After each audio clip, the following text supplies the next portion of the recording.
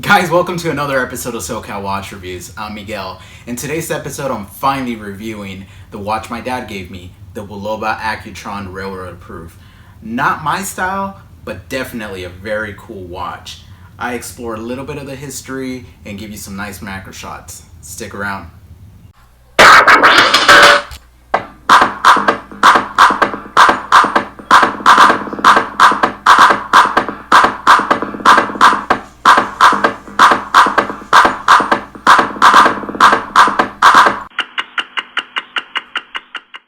Before I review this Bulova Accutron, let me just say that it's very sad to see that most watch enthusiasts don't talk about Bulova.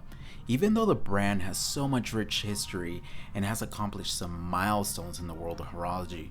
I know the modern sizing and design are not for everyone, but as of lately, Bulova has been releasing some really cool vintage inspired pieces. Although Bulova is now owned by Japanese brand Citizen, Bulova was once a solid American watch company that Americans were proud to own. The Accutron was a watch that perfectly exemplified Bulova's forward thinking and leading example in the watch world. As always, guys, before I review this watch, let me give you a little bit of backstory of Bulova and the Accutron so you could understand why I love this thing so much. It all started when in 1875, Joseph Bulova, a 23-year-old Czech immigrant, opened a small jewelry shop in Maiden Lane, New York City.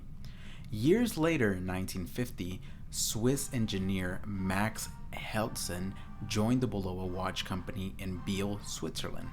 Then in March 1952, watchmaker Elgin and Lip introduced electric watches. These watches were regarded as the best advance in the field of watchmaking in 450 years. Arte Bulova, who was the president of Bulova Watch Company at the time, asked Max Hetzel to research these new watches. Mr. Bulova was concerned that this company would lose market share if they did not produce something battery powered to kind of match what the other company was doing. So Max reported his findings to the management of Bulova in April 1952. His report basically stated that the new battery-driven watches still use a conventional balance wheel movement and therefore cannot lead to an improvement in accuracy. His report predicted that the newly developed transistor would be the key component for future electronic watches. Therefore, Bulova began developing the Accutron in 1952. So Accutron is to be an electronic watch that will be guaranteed accurate to within 2 seconds a day or 1 minute a month. Crazy, right? The secret behind this inherent accuracy would be a turning fork, which will divide each second into hundreds of equal parts. In March 1953, Hetzel received the first low voltage transistor from Bulova headquarters. These transistors and turning fork frequencies filter, which he had previously developed, enabled him to construct his first simple turning fork isolator, and nonetheless on a piece of wood. It had a frequency of 200 Hz. It ran on a 1.5 volt dry cell, used a simple ratchet system whereby a pawl attached to a turning fork time pushed a ratchet wheel one tooth forward with each cycle. The wheel had 120 teeth, 1/10 of a millimeter long. The first prototype watch movements were introduced in Switzerland in 1955. So in 1959, Max and William Bennett completed the development of the Accutron 214 at the Bulova headquarters in New York City. In 1960, NASA asked Bulova to incorporate the Accutron technology into its equipment for the space program. So, sorry, Omega. The CEO of Bulova at the time was Omar Bradley, a 5-star General U.S. Army retired. During those early years, Accutron timing mechanisms were used in 46 U.S. space program missions. Crazy. An Accutron watch movement still sits on the Sea of Tranquility today. It's an instrument placed there in 1969 by one of the Apollo astronauts in the Apollo 11 mission, the first men on the moon. The mass production of the 214 began in 1960 and they were introduced to the public in November of that year. In 1962, the Accutron 214 became the first wristwatch certified for use by railroad personnel. Previously, engineers used pocket watches, which had to be frequently calibrated in order to run the railroads on time. Because at that time, if you didn't do that, bad things happen.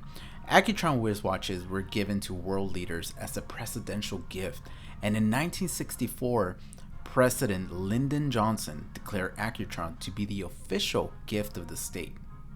By 1967, Accutron clocks were the only clocks aboard Air Force One in many instrument panels.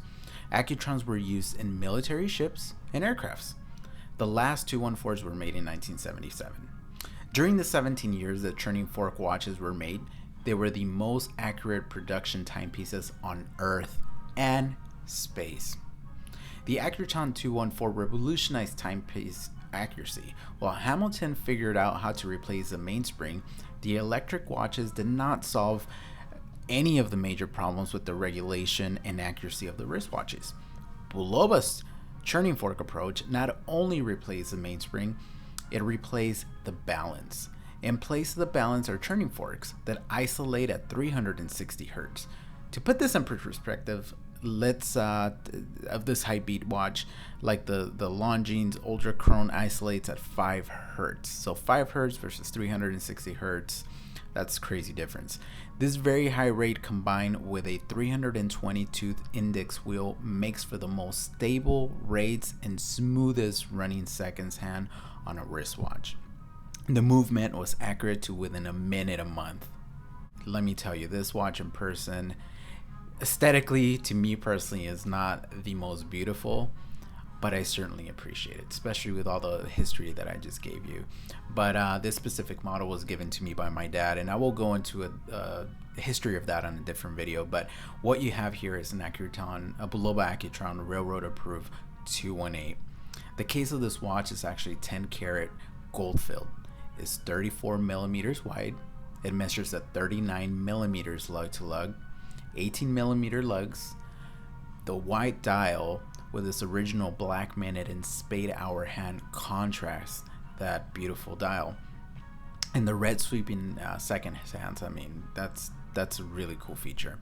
The dial in this Bulova Accutron railroad approved features the typical and iconic railroad pattern of the black Arabic numerals in the white background. The hours are marked in both 1 through 12 on the outer edge and 13 to 24 inside that circle for a proper 24-hour time indicator. This model also features a date indication window.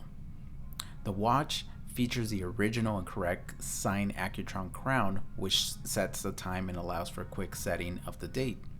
The build quality on this little watch is solid, and although in modern days the standard size 34 millimeters seems really small when compared to my 38 millimeter Seiko SARB 033 and the mighty Seiko SKX 007 coming in at 42 millimeters, it actually doesn't look that bad.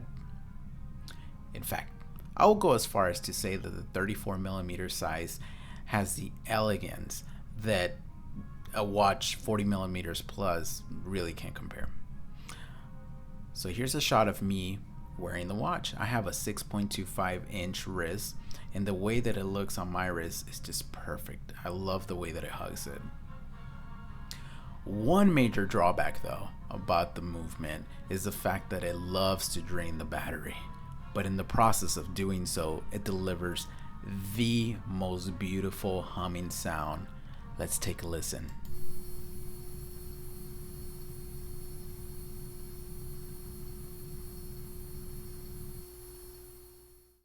Well, that was something, wasn't it? I really think someone should have a conversation with Bulova and try to convince them to give us a modern day railroad approved model. That would be awesome. Anyways, guys, thank you so much for sticking around to the end.